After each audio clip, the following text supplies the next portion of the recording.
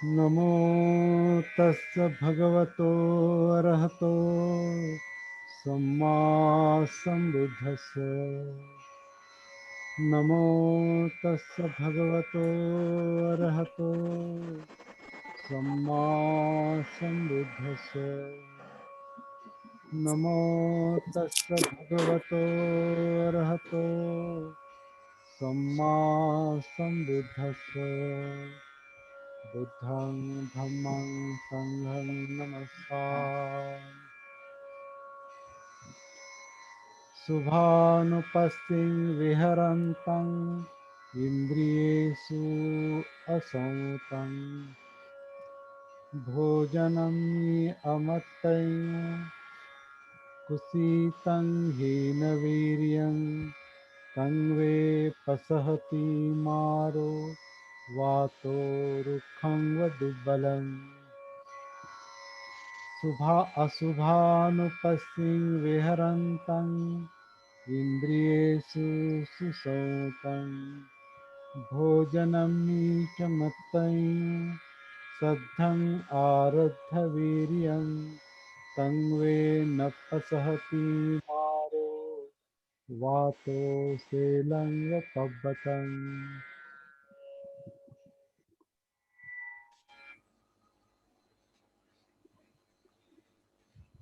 सबको जय भीम, नमो बुद्धाय। आज हम धम्मपद की 7वीं और 8वीं गाथा देखेंगे, मतलब चौथा यमक जो मैंने अभी पठन किया है। उन दो गाथाओं पर आज थोड़ा चिंतन करेंगे। और जैसे कि हमारे सत्रों का टाइटल है धम्मपद और सती साधना, तो हर गाथा का हमारी साधना के साथ क्या संबंध है, सती साधना से, और हमारे व्यक्तिगत आचरण से भी इन गाथाओं का क्या संबंध है। इस तरीके से हम इन गाथाओं का अवलोकन कर रहे हैं। हम केवल इन गाथाओं की क्या कहेंगे, केवल स्टडी नहीं कर रहे, केवल अध्ययन नहीं कर रहे, केवल शब्द नहीं देख रहे। तो शब्द शब्द का अर्थ, भावार्थ, विश्लेषण और सती साधना से उसका संबंध, मतलब हमारे निजी जीवन से उसका संबंध, इस तरीके से हम इस धम्मपद का अभ्यास कर रहे हैं, अध्ययन कर रहे हैं। ये आप सबको अभी पता हो गया है। कुछ लोग यहाँ नए आए हैं, कुछ पहली बार जुड़े हैं, लेकिन वो धर्मराज मालवे हैं। लेकिन धर्मराज मालवे बहुत पुराने साधक है। कई मतलब उन्होंने मराठी और हिंदी, खासकर मराठी सेशन जो है 30-35 सेशन उन्होंने अटेंड किए, इसलिए वो नए नहीं है। लेकिन धम्मपद के अभ्यास में वो नए हैं। और मुझे आशा है कि जो लोग यहाँ उपस्थित नहीं रह पाते वो इन वीडियो को सुनते होंगे और इस स्टडी के, इस अध्ययन के, अभ्यास के प्रवाह में आने की कोशिश करेंगे। तो आप सबका यहाँ पर मैं स्वागत करता हूँ और हमारा अभ्यास शुरू करेंगे। ये यमक वग्गों की 7वीं और 8वीं गाथा है, मतलब चौथा चौथा यमक है। यमक यानी जोड़ी, हम देख चुके हैं। यमक यानी जोड़ी, पैर। तो ये चौथी जोड़ी है। तो क्या कहती है ये जोड़ी? शुभानुपस्थिं विहरन्तं इन्द्रियेषु असंयुतं भोजनम्मि अमत्तयुं कुसीतं हीनवीर्यं तं वे पसहति मारो वातो रुक्षं व दुर्बलम्। इसका यहाँ अर्थ ऐसा दिया है जो मैं पढ़ रहा हूँ, लेकिन वही अर्थ उसका है ऐसा मानने की कोई आवश्यकता नहीं। और दो चार तुलनात्मक भी हम अर्थ देख सकते हैं, और ज़्यादा से ज़्यादा अपने अनुभव के आधार से भी कुछ अर्थ निकलते हैं उसके। तो यहाँ उसका अर्थ ऐसा दिया है, शुभानुपस्थिं विहरंतं, मतलब शुभ देखते हुए, शुभ ही शुभ देखते हुए विहार करने वाले। विहरंतं, विहार करना मतलब विचरण करना, आचरण करना, रहना। शुभ देखकर विहार करने वाले, इंद्रियों में असंयत, मतलब इंद्रियों का संयम न रखने वाले, भोजन की मात्रा न जानने वाले, मतलब भोजन में प्रमाण न रखने वाले, मात्रा न रखने वाले, न जानने वाले। इंद्रियेषु असंवतम, भोजन की मात्रा यानी प्रमाण न जानने वाले, आलसी और उद्योगहीन पुरुष को मार वैसे ही गिरा देती है जैसे वायु दुर्बल वृक्ष को। ऐसे इस गाथा का अर्थ है और बहुत ही इम्पोर्टेंट और प्रैक्टिकल गाथा है ये भी, कल के और परसों की तरह। क्या कहती है गाथा? शुभ, शुभ मतलब हम सब जानते हैं, शुभ मतलब अच्छा, अच्छा। अभी शुभ पवित्र अपवित्र इस दृष्टि से उसको नहीं देखेंगे, यहाँ उस दृष्टि से नहीं देखा है। शुभ यानी अच्छा। क्या अच्छा? कि कुछ लोग इस तरह से रहते हैं, कुछ लोग इस तरह से जीते हैं जिसमें इंद्रियों का संयम नहीं रहता। इंद्रियों का संयम नहीं रहता मतलब जो पांच इंद्रिय हैं हमारे, आँख कान नाक जीभ त्वचा और छठा मन, ये जो छह इंद्रिय है, तो इनमें कुछ लोग संयम नहीं रखते। असंयतम, भोजन में कितना भोजन लेना है, कितना खाना है, कितना नहीं खाना है, ये नहीं जानते। मतलब बहुत खाते, कैसे भी खाते हैं, कितना भी खाते हैं, उसकी मात्रा उसका प्रमाण जानते नहीं। ऐसे लोग आलसी होते हैं। जो लोग ज़्यादा खाते हैं और इंद्रियों में जिनका संयम नहीं रहता, ऐसे लोग आलसी होते हैं। और जो आलसी होते हैं वो उद्योगहीन रहते हैं। जिनमें आलस होता है, जिनमें भारीपन होता है, जिनमें जड़ता होती है, आलसी होते हैं, वो उद्योगहीन नहीं रहते क्योंकि आलस है। और आलस किस कारण है? भोजन की मात्रा जानना नहीं, बहुत खाना या कुछ भी खाना, भोजन में असंयम, असंयमित, भोजन की मात्रा नहीं जानना, और इंद्रियों में असंयम। अब ये पांच इंद्रियां जो है, आँख कान नाक जीभ त्वचा और उसके मुताबिक चलने वाला मन, इनमें संयम न होना मतलब क्या? हाँ, ये थोड़ा सा देखेंगे हम, अपने अनुभव के आधार से भी देख सकते हैं।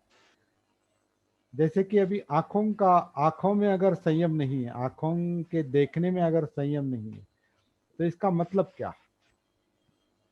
इसका मतलब ये है कि सामने जो भी आता है वो देखता है, या मन में जो भी आता है वो वो देखता है। मन में कुछ भी आए, अच्छा बुरा, उसका उसे उसका उसे भान नहीं, उसकी उसकी उसे सती नहीं। उसके मन को जो लगता है वो देखता है, मन को जो लगता है वो सुनता है, मन को जो लगता है वो सूंघता है, मन को जो लगता है वो खाता है चखता है, मन को जो लगता है उसका वो मतलब शारीरिक स्पर्श के लिए वो आ, लालच रखता है, लालायित रहता है। तो इंद्रियों में संयम ना रखना मतलब इंद्रियों को आ, इंद्रियों को एकदम खुला छोड़ देना, जिसे मराठी में मोकाट शब्द है, मोकाट। हाँ, इंद्रियों को एकदम खुला छोड़ देना मतलब मन का संयम नहीं, तो इंद्रियां किसी भी तरह की ये करती है, बर्ताव करती है। अभी जैसे हम देखेंगे कि अभी आज का सबसे बड़ा अच्छा उदाहरण है मोबाइल का है, मोबाइल का है, टीवी का है, या जो कुछ नेट पर देखा जाता है। तो हम अपने आप को थोड़ा सा बारीकी से देखेंगे कि हम जो मोबाइल में आता है वो उसमें कोई चयन रहता है, मतलब जिसे निवड़ कहते हैं मराठी में, चयन कोई रहता है क्या, ये देखना चाहिए वो नहीं देखना चाहिए। टीवी के चैनल पर कोई चयन रहता है कि क्या देखना चाहिए क्या नहीं देखना चाहिए। हम जो बाहर समझो मार्केट में घूमने के लिए जाते हैं, तो क्या क्या इंद्रियों पर हमारा, हमारे खासकर हमारे आंखों पर संयम रहता है कि मार्केट में जाते उड़ने हैं वाला कीड़ा तो है। क्या देखना है क्या नहीं देखना है। तो ये आंखों पर संयम रहता है क्या। तो आंखें, मन का अगर भान नहीं, अपना भान नहीं, सती नहीं, तो फिर आंखों आंखों की भी सती नहीं रहती। और आंखें क्या देखती है उसका भी कोई ये नहीं रहता, मतलब उसका कोई उसमें कोई चयन नहीं रहता, उसमें कोई निवड़ निवड़ नहीं रहती, मतलब चुनते नहीं। ऑब्जेक्ट सब्जेक्ट सामने वाला ऑब्जेक्ट हम चुनते नहीं। पढ़ाई में भी कुछ भी पढ़ना है, कुछ लोग कुछ भी पढ़ते हैं, कैसी भी कुछ भी किताबें पढ़ते हैं, कुछ भी सामने आना, समझो पेपर लिया तो पेपर में जो आवश्यक है वो पढ़ेंगे या कोई कुछ भी पढ़ेंगे। किताबें कोई भी सामने हैं, अच्छी है बुरी है, अच्छे संस्कार करने वाले हैं या अश्लील किताबें हैं, या विकृत विकृत भावनाएं निर्माण करने वाले, क्रूर भावनाएं निर्माण करने वाली किताबें हम पढ़ते हैं, या चिंतन के लिए अच्छा कुछ खाद देने वाली किताबें हम पढ़ते हैं, विचार को अच्छे विचार को प्रवृत्त करने वाली किताबें हम देखते हैं पढ़ते हैं क्या। तो अगर मन का भान नहीं है तो हमारी आंखें भी देखने में चयन नहीं कर सकती, कुछ चुन नहीं सकती, क्या देखना है क्या नहीं देखना है। तो जो और इसमें जिसको ये इसका भान नहीं, उसमें सब अच्छा लगता है, शुभ लगता है, शुभ, वही शुभ शब्द यहाँ इस्तेमाल किया है कि सब अच्छा ही लगता है, क्योंकि अपना अपना खुद का भान ही नहीं है। तो जो देखता है, सुनता है, सूंघता है, चखता है और खाता है आगे, वो उसमें कुछ बुरा नहीं लगता, क्योंकि वो समझ में नहीं आता। तो इंद्रियों का संयम नहीं रहता, आँख का संयम नहीं रहता, उसी तरह सुनने का भी कुछ, अभी अभी सुनने में भी अगर हम सुनने में कुछ उसमें चयन नहीं करेंगे, कुछ तय नहीं करेंगे क्या सुनना है क्या नहीं सुनना है, क्योंकि ऐसी कई सारी फिजूल बातें हैं जो हमारे व्यवहार में चलती हैं। कुछ लोग कुछ भी बातें करते हैं, हमारे मोबाइल में कुछ भी आता है, वो सब हम सुनते हैं, कभी कभी जो आता है वो सुनते हैं, वो जो आता है वो सुनते हैं। उसी तरह गंध का है, स्वाद का है, स्पर्श का है, और आगे जो कहा है भोजन, भोजन की मात्रा, भोजन में प्रमाण। अभी ये भोजन बहुत इंपॉर्टेंट विषय है। अगर हमें अपनी सती नहीं है, हमें अगर अपनी जागृति नहीं है, भान नहीं है, तो देखिए जब भान नहीं रहता तो हमारा खाने में भी भान नहीं रहता, कितना खाना चाहिए। दो चपाती अगर खानी है तो तीन लेंगे और एक झूठी छोड़ देंगे या एक एक्स्ट्रा खाएंगे, दो की ही जरूरत है, या दो चाहिए तो चार खाएंगे, थोड़ा राइस चाहिए तो ज़्यादा खाएंगे। तो अगर अगर जरूरत से ज़्यादा खाया, मात्रा उसमें मात्रा नहीं रखी, उसमें प्रमाण नहीं रखा, तो इसका मतलब हम जरूरत से ज़्यादा अगर पेट में डालेंगे तो क्या होगा, ठूस ठूस कर अगर भरेंगे, उसमें बहुत ज़्यादा भरेंगे तो क्या होगा। हमारा अनुभव है ज़्यादा अगर भोजन होता है तो क्या होता है, आलस आता है। जड़ता आती है, भारीपन आता है, जड़त्व जला है ना, जड़त्व जिसे कहते हैं। शरीर शरीर क्या होता है, बहुत भारी हो जाता है, मतलब क्या कुछ करने का मन नहीं होता, बहुत खाना खाया, बहुत खाना खाया, अभी फिर उसे हजम करने के लिए और कोई लेगा, बड़ी सोप लेगा या सोडा खाएगा या और कुछ पाचक लेगा कुछ, लेकिन पहले ज़्यादा खाएगा, भोजन की मात्रा नहीं जानेगा, और ज़्यादा हो गया फिर उसे हजम करने के लिए दूसरा कुछ ये करेगा। लेकिन कुछ भी किया तो भी जो ज़्यादा हो गया वो ज़्यादा हो गया, और जो ज़्यादा हो गया वो शरीर पर क्या करता है, उसको एक्स्ट्रा काम देता है, अपने अपने पेट को एक ज़्यादा काम देता है, तो वो सारी शक्ति जो है तो उसमें हजम करने में चली जाती है। उसका परिणाम क्या होगा, आलस, शरीर आलस में जाएगा, और जब शरीर आलस में जाता है तो उसकी जो ऊर्जा है वो ऊर्जा कम होती है, ऊर्जा रहती नहीं, भारीपन रहता है, लेटने को जी चाहता है। कुसीतंग ही नवीरियम, यहाँ ऐसा कहा है कि उसकी जो ऊर्जा है वो कम हो जाती है, उसकी जो ऊर्जा है वो कम होने से उद्योगहीन हो जाता है, वो कुछ काम नहीं कर सकता। इंद्रियों का संयम न रखना, उसमें अच्छा ही अच्छा देखना, कुछ नहीं होता, कुछ भी देखा, कुछ भी सुना, कुछ भी चखा, गंध लिया, चलता है, उसमें शुभ ही शुभ देखता है, अच्छा ही देखता है, उसमें कोई बुराई नहीं दिखाई देती। खाने में मात्रा नहीं, उसमें ज़्यादा खाने में कोई बुराई दिखाई नहीं देती, वो भी शुभ लगता है, अच्छा लगता है। तो ऐसे मनुष्य में आलस भर जाता है, आलस आता है, और वो उद्योगहीन बनता है, मतलब उसकी ऊर्जा कम होती है, वो कोई काम नहीं कर सकता। तो उसका परिणाम आगे बताया है इस गाथा में।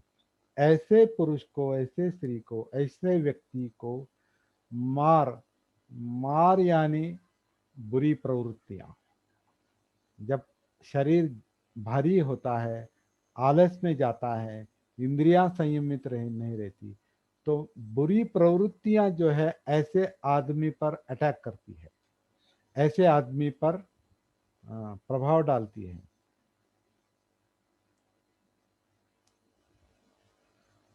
और आगे कहा है, ऐसे आदमी को इस तरह से वो नाकाम कर देती है, मतलब गिरा देना, मतलब उसको उसको नाकाम कर देना, उसे उसे किसी काम का नहीं रखना, इसी तरह से उसे, इस तरह से उसे गिरा देती है जैसे तूफान या जो बड़ी हवा जो है वो दुर्बल वृक्ष को गिरा देती है। उसी तरह जो भोजन में संयम नहीं रखता, जो इंद्रियों में संयम नहीं रखता,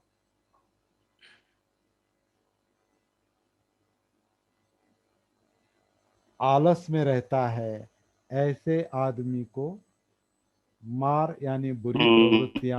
और बुरी प्रवृत्तियां जो है वो हमने देखा है, चित्त, चित्त में बुरी प्रवृत्तियां मतलब चाहिए नहीं चाहिए का वो तुरंत ये होता है।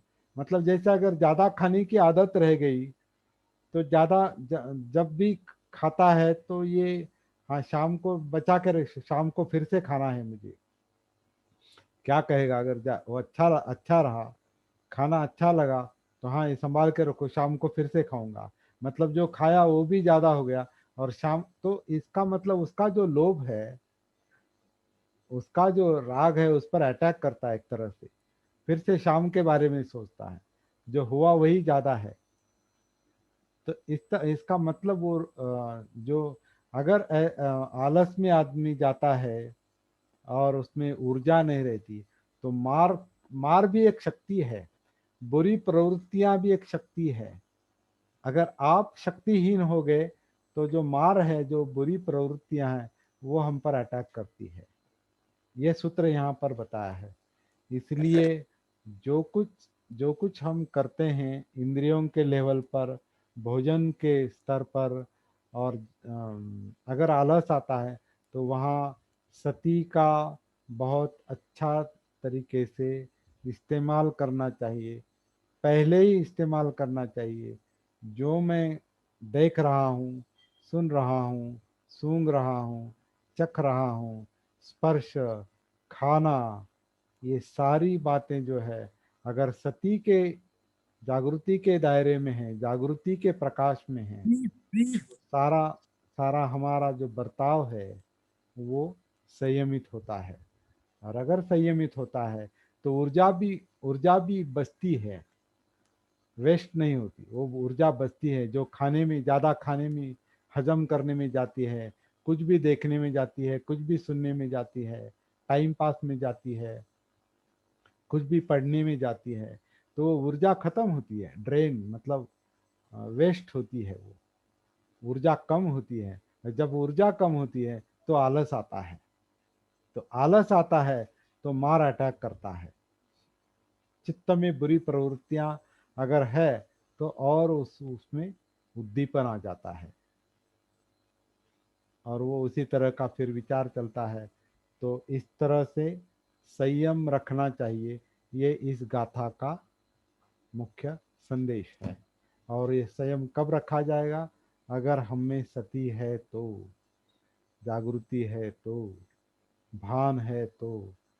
लेकिन आंखें देख रही हैं और अंदर से सती नहीं, कायानुसती नहीं, तो काया से जो इंद्रिय जुड़े हैं, आँख कान नाक जीभ त्वचा, कायानुसती नहीं, काया के साथ अगर हमारा कांटेक्ट नहीं, संपर्क नहीं, तो काया से जुड़ी हुई इंद्रियों से भी हमारा संपर्क नहीं रहता। और इंद्रियों से संपर्क नहीं तो इंद्रिया, आंखें जो देखती हैं, कान जो सुनते हैं, नाक जो सूंघता है, कुछ लोग हैं ना, कुछ भी मतलब कुछ लोगों को बहुत इत्तर वगैरह बहुत पसंद आते हैं, कुछ भी अलग अलग तरीके से इत्तर, ज्याला आपण अत्तर म्हणतो, अत्तर मराठीमध्ये इत्र इत्र का इस्तेमाल करते हैं या और कुछ ऐसा। वो भी कुछ लोगों को एक आदत होती है कुछ भी सूंघने की, ये करने की, या स्पर्श का। कुछ लोगों को स्पर्श बहुत अच्छा लगता है कि कोई अभी है तो फूल है या कुछ है तो ठीक है, उसको दूर से देखकर आनंद लेने के बजाय उसको छुएंगे या और कुछ ऐसी जो चाहते वो चीज़ों को छुएंगे। गंध में और कुछ भी है ना, कुछ जो अगर अगर शराबी है तो शराबी को वो गंध भी आकर्षित कर देता है। और उसको अगर भान नहीं है तो वो गंध उसको शराब पीने के लिए, मतलब जो गंध नाक लेती है वो जीभ को भी प्रभावित करती है, क्योंकि मन का संयम नहीं है। इस तरह से सती का अभाव है, जागृति का अभाव है, तो इंद्रिया संयमित नहीं, खाना संयमित नहीं, फिर मन आलस में जाता है, शरीर आलस में जाता है, ऊर्जा रहित हो जाता है, ऊर्जा कम हो जाती है और मार अटैक करता है। चित्त की जो बुरी प्रवृत्तियां हैं वो अटैक करती है और उसे गिरा देती है, इस तरह से निष्प्रभ कर देती है, नाकाम कर देती है। तो यहाँ हम सती का, जागृति का हम बहुत अच्छी तरह से लाभ देख सकते हैं। मेरे ख्याल से एक एक जो बात अभी पता चलेगी हमें अध्ययन करते करते, वैसे वैसे सती का महत्व भी हमारे अच्छी तरह से समझ में आएगा। और उसके विरुद्ध दूसरी जो गाथा है, अशुभानुपस्थिंग विहरंतंग, तो अगर पहली गाथा समझ में आई तो ये गाथा समझ में आना बहुत आसान है कि जो हर बात में अच्छा ही नहीं देखता, अच्छे बुरे की जिसे समझ है, उसका भान है अच्छे बुरे का, तो वो इंद्रियों में संयमित रहता है। क्या देखना है, क्या सुनना है, वगैरह वगैरह इंद्रियों में संयमित रहता है। भोजन की मात्रा जानता है, कितना खाना चाहिए, मुझे कितना आवश्यक है। आजकल हम देख रहे हैं कि कोरोना की वजह से हमको घर में बैठना पड़ रहा है, ज़्यादातर हमें घर में बैठना पड़ रहा है, ज़्यादा हम घूम फिर नहीं सकते। घूम फिर नहीं सकते इसका मतलब हमें हमारी जो हमारा जो शरीर में जो शक्ति है उसका इस्तेमाल नहीं होता, चलने में वो एनर्जी खर्च नहीं होती, व्यायाम में खर्च नहीं होती। और घर में बैठकर हम और खाएंगे ज़्यादा, उसका अगर भार नहीं रहेगा तो क्या होगा? आपका मोटापा बढ़ेगा, आपका आपकी जो आपका पेट बढ़ेगा, आपको और आलस आएगा, आप और निष्क्रिय होंगे। ये भी समझ लेना जरूरी है कि सती सती के कारण हमें ये समझ में आएगा कि ये बहुत बहुत बहुत बैठने के लिए मुझे बहुत बैठना पड़ता है। मैं कभी घूम नहीं सकता, घूम फिर नहीं फिर सकता ज़्यादा। तो मुझे खाने में कितना खाना चाहिए, ये समझ में आएगा अगर मेरी सती जागृत है तो। अगर वो नहीं है तो मैं घूमता भी नहीं, व्यायाम भी नहीं करता और खाता। तो ये जो है ये विपरीत परिणाम करने वाली बात है। तो जब सती है तो सती जो है वो शुभ ही शुभ अच्छे बुरे में फर्क करेगी, इंद्रियों का संयम रखेगी, भोजन की मात्रा जानेगी सती जागृति जो है वो। और उससे हमारा हमारा जो हमारी जो वीर्जा ऊर्जा है वो वो इच्छित काम में रहेगी। सद्धं आरब्ध वीर्यं कहा है। जहाँ हमारे मन को, जहाँ हमारा मन चाहता है कि इस काम में मेरी ऊर्जा लगानी है तो वहाँ वो लगा सकता है, क्योंकि उसका खाने में संयम है, इंद्रियों में संयम है। उसकी जो ऊर्जा है, उसकी जो इच्छा शक्ति है वो सही दिशा में काम करेगी। और खाने में अगर संयम नहीं है, इंद्रिया संयमित रहे नहीं है, तो मेरे मन में अच्छा काम करने की इच्छा भी, एक श्रद्धा भी पैदा हुई। श्रद्धा मतलब जहाँ जिस पर मन जाता है उसे श्रद्धा कहते हैं। Placing once mind upon something, या अपना अपना जो मन है किसी अच्छी बात पर लगाना या किसी बात पर होना, उसे श्रद्धा कहते हैं। तो श्रद्धा एक शक्ति है, मन की शक्ति है। हाँ, ये इच्छा निर्माण हुई है और ये अच्छी बात के लिए इच्छा निर्माण हुई है। तो वो उस इच्छा के अनुसार हमारा शरीर काम करेगा। लेकिन वो भारी है, उसने बहुत खाना खाया है, ये उसमें उसमें शक्ति नहीं है, तो अच्छे अच्छे काम की इच्छा होने के बावजूद वो काम शरीर नहीं कर सकता, क्योंकि वो अच्छे बुरे का ये देखता है, अच्छे अच्छे बुरे की समझ है उसको, क्योंकि वो सती में है, क्योंकि वो जागरूक है।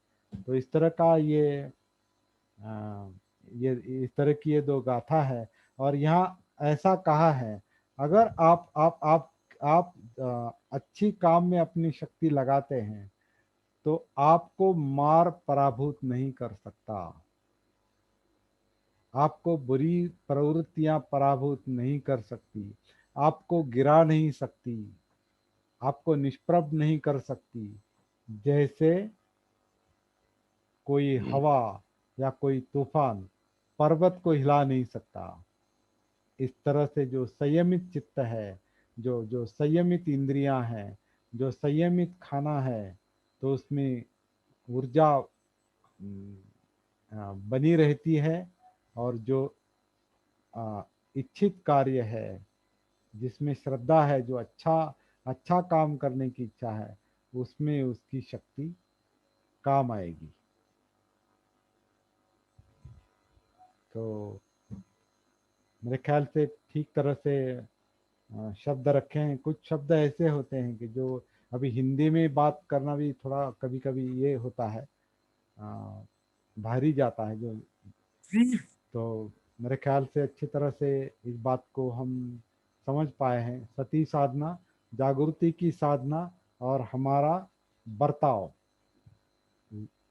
विहार विहार करना मतलब बर्ताव, हमारा हमारा वाचिक और कायिक बर्ताव जो है, मानसिक बर्ताव जो है वो, और हमारी सती साधना, इसका संबंध मेरे ख्याल से अच्छी तरह से समझ में आया होगा। अगर नहीं आया है तो हम आगे चर्चा कर सकते हैं कि कोई विशिष्ट बात, कुछ पर्टिकुलर बात हम समझ में नहीं आई। जैसे इंद्रिय पर नियंत्रण नहीं रहता, ऐसा शब्द योग्य है क्या? हाँ, संयम नहीं रहता मतलब नियंत्रण नहीं रहता। नियंत्रण। हाँ, नियंत्रण है, लेकिन संयम, संयम नियंत्रण में शक्ति आती है।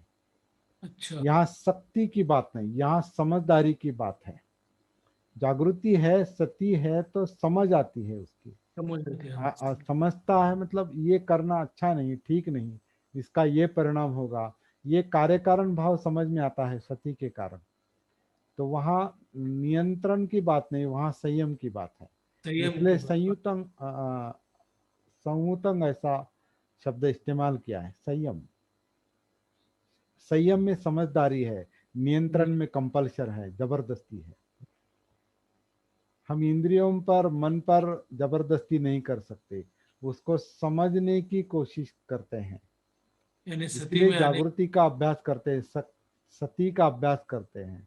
अगर मन एक शक्ति है, ये समझ लेंगे, मन एक शक्ति है, उस शक्ति को अगर आप इच्छा के बल पर शक्ति से कहीं पर बांध कर रखेंगे, तो शक्ति अगर बंदिस्त की जाती है तो वो उद्रेक करती है। जैसे प्रेशर कुकर है, प्रेशर हाँ, कुकर में अगर आप उसको आ, आवश्यकता से ज्यादा उसको बंदिस्त रखेंगे, ऊपर की जो सीटी है, क्या कहते हैं उसको, विसल जो है उसकी, कुकर की, वो अगर सही समय पर नहीं बजी, वो अगर दबी रहेगी और अंदर भाप है, वो वेपर है, तो क्या होगा? कुकर का स्वाम स्फोट होता है। इसी तरह चित्त को अगर आप बंदिस्त करेंगे, इसीलिए मैं ध्यान और सती में अंतर देखता हूँ। हम्म, ध्यान जो है वो कभी कभी शक्ति भी की जाती है, नहीं यहाँ यहाँ मन को यहाँ लगाना है, लेकिन जब तक आपकी इच्छा शक्ति, मतलब जब तक कुकर पूरे इस पे नहीं भरता वो, तब तक वो चलता है। बाद में क्या करता है मन, अरे नहीं अभी उठो, अभी उठो, या चलो घर चलो, या नहीं चाहिए। इसका मतलब ये है, मन पर अगर शक्ति जताई तो मन उद्रेक करेगा। वैसे इसलिए हाँ, संयमित शब्द अच्छा है, हाँ, संयमित। तो संयम कब आएगा? अगर उसे समझ लेने की कोशिश करेंगे, मन को सती। समझ लेने की कोशिश करेंगे। और मन को किस तरह से समझेंगे हम? अनापान के आधार से काया में उतरेंगे, काया में जो वेदनाएं हैं उसे महसूस करेंगे। उसका जो कारण है वो मार है, चित्त। वो जो मार है, वो जो प्रवृत्तियां हैं, जो चाहिए नहीं चाहिए, राग और द्वेष की जो प्रवृत्तियां हैं, उसकी सती, उसके मुताबिक जो विचार प्रक्रिया चल रही है उसकी सती। तो ये जागृति की सती की जो ये ये साधना है, वो अगर सही तरीके से हमने की, आनापान या काया आनापान, ज़्यादातर मैं तो ये भी कहता हूँ कि आनापान के बारे में ज़्यादा सोचने के बजाय काया आन काया अपान, इस तरह से विचार करना चाहिए। क्योंकि ये काया ही आन करती है, काया ही अपान करती है। इस काया के संपर्क में आने के लिए सांस का इस्तेमाल करना चाहिए।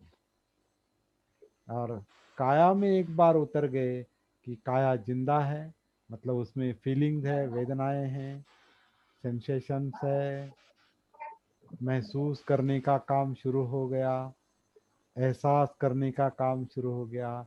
वेदनाएं सुखद दुखद और न्यूट्रल, मूर्छित वेदनाएं। उसके बाद उसका कारण चित्त और विचार प्रक्रिया। ये जब महसूस होता है तो संयम आता है। संयम आता है तो इंद्रियों का संयम आएगा, खाने में संयम आएगा, फिर जड़ता भारीपन नहीं लगेगा, आलस नहीं आएगा, शक्ति कुंठित नहीं हो जाएगी या वेस्ट नहीं होगी।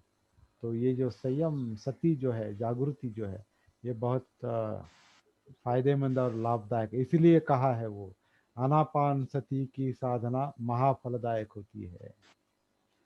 आनापान सती की भावना साधना अधिक से अधिक करने से वो 4 सतिपट्ठानों को परिपूर्ण करती है, और 4 सतिपट्ठानों की भावना साधना अधिक करने से वो सप्तबोध्यांग को परिपूर्ण करती है।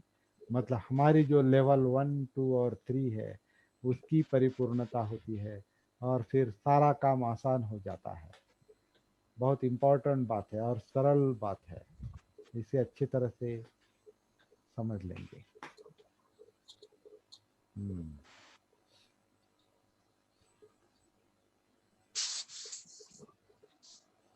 योगेश सर ऑफिस में है या घर में है? घर में। अच्छा, जी सर। हाँ, घर में है या ऑफिस में है?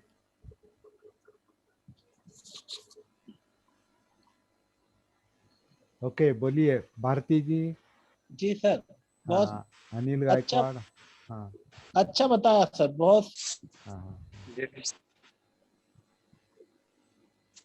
इसमें इसमें क्या है, इस गाथा में मुद्दे ज़्यादा है। मतलब इंद्रियों का विषय, भोजन का विषय, आलस, आलस्य और ऊर्जा, मार, इस तरह के 5-6 विषय होने के कारण जो है, वैसे ये लंबी गाथा है, इस पर बहुत चर्चा हो सकती है और हम कर सकते हैं। हमें कोई अगर इस पर और चर्चा करनी है तो आज कर सकते हैं, बाद में भी कर सकते हैं। कोई भी विषय अधूरा छूटना नहीं चाहिए। कल कस्बे सर है क्या इसमें? कस्बे सर हैं, हाँ। देखिए, एक एक विषय कल का मैं ले लेता हूँ। कस्बे सर ने ये सवाल उठाया है कि बैर से बैर शांत नहीं होता, ये जो हमने कल देखा। कस्बे सर, आप पूछना चाहेंगे या मैं बताऊं आपका सवाल?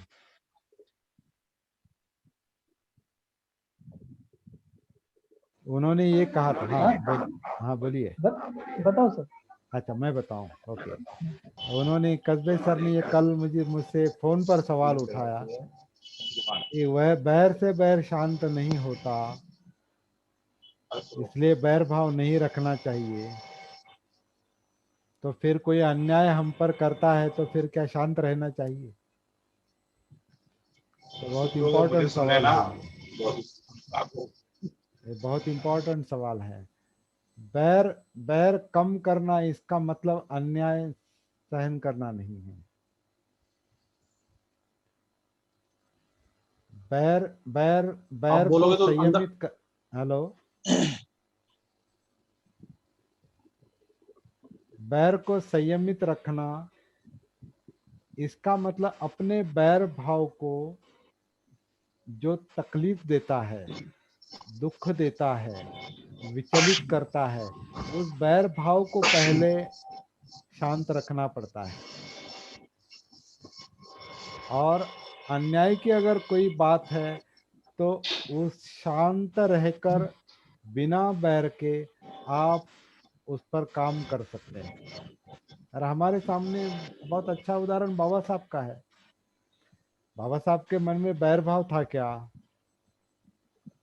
इतनी तकलीफें होने के, इतने अन्य अत्याचार होने के बावजूद बाबा साहब के मन में बैर भाव था क्या? अगर बैर भाव होता तो वो बुद्ध धम्म का अच्छा रास्ता अपनाते क्या? राष्ट्र के लिए सबके हित का संविधान लिखते क्या? तो बैर भाव को शांत रखना ये अलग बात है। बैर से बैर कभी खत्म नहीं होता, ये बाबा साहब को अच्छी तरह से पता था। इसलिए उन्होंने जातीय संघर्ष को ज्यादा उत्तेजन नहीं दिया है। कहीं भी उन्होंने मार काट या किसी, कभी उनके अनुयायियों को उन्होंने लाठी और काठी हाथ में ले लो और बंदूकें हाथ में ले लो और तलवार हाथ में ले लो, इस तरह से कोई भी कहीं भी उन्होंने आदेश नहीं दिया है। मारपीट करने के बावजूद, जैसे अभी महाड़ के 14 तालाब के वो जो प्रकरण है, वो घटना है, या कालाराम मंदिर की घटना है, वहां तो इन अछूत लोगों को मारपीट हुई थी, लेकिन बाबा साहब ने ये आदेश नहीं दिया कि तुम भी मारो। इसे कानून के आधार से और दूसरे तरीके से हम ये प्रश्न सुलझाएंगे, ये उन्होंने आदेश दिया है। ये तभी उनके लिए संभव था, अगर उनके मन में बैरभाव होता तो वो दूसरा आदेश देते। और मुझे लगता है कि उनके मन में अगर बैरभाव होता तो बुद्ध धम्म वो नहीं अपनाते।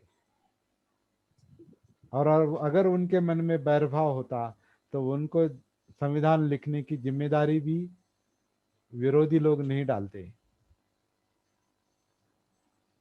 तो समझ लेना चाहिए, बैरभाव अलग बात है और विरोध करना अलग बात है। आप विरोध कर सकते हैं, आप विरोध कर सकते हैं, लेकिन बैरभाव के आधार से विरोध करने की आवश्यकता नहीं। किसी को सुधारने के लिए भी आप विरोध कर सकते हैं। जैसे अभी कोई शिक्षक कोई किसी विद्यार्थी को मारता है तो बैरभाव से थोड़ा ही मारता है। अभी अभी तो पाबंदी है, उस पर बंधन है। विद्यार्थी अभी विद्यार्थी को अभी टीचर मार नहीं सकता, यह अभी नया नियम है। लेकिन अगर कोई डांटता है टीचर या मारता भी थोड़ा, या माँ मारती है या पिताजी मारते हैं, तो उसमें बैरभाव थोड़ा होता है। बैरभाव विध्वंसक है, बैरभाव विध्वंसक है, दुखदायक है। विरोध जो है वो संयमित विरोध भी रह सकता है। संयमित विरोध वो कड़ा हो सकता है, कड़क हो सकता है, कड़ा हो सकता है, लेकिन उसमें बैरभाव नहीं रहेगा। मेरे ख्याल से त्रिभुवन सर जी ने भी ऐसा ही कुछ सवाल निर्माण किया था, और कस्बे सर ने भी वही सवाल निर्माण किया। तो आज इसका जवाब मुझे देना ठीक लगा, इसलिए मैंने दे दिया। तो संयम, वहाँ संयम की भी बात है, बैरभाव में संयम की भी बात है, जो आज के गाथा का विषय है। वहाँ भी संयम चाहिए, बैरभाव संयम से भी कम होता है, क्योंकि उसमें जागृति होती है, उसमें सती होती है, आत्मभान होता है।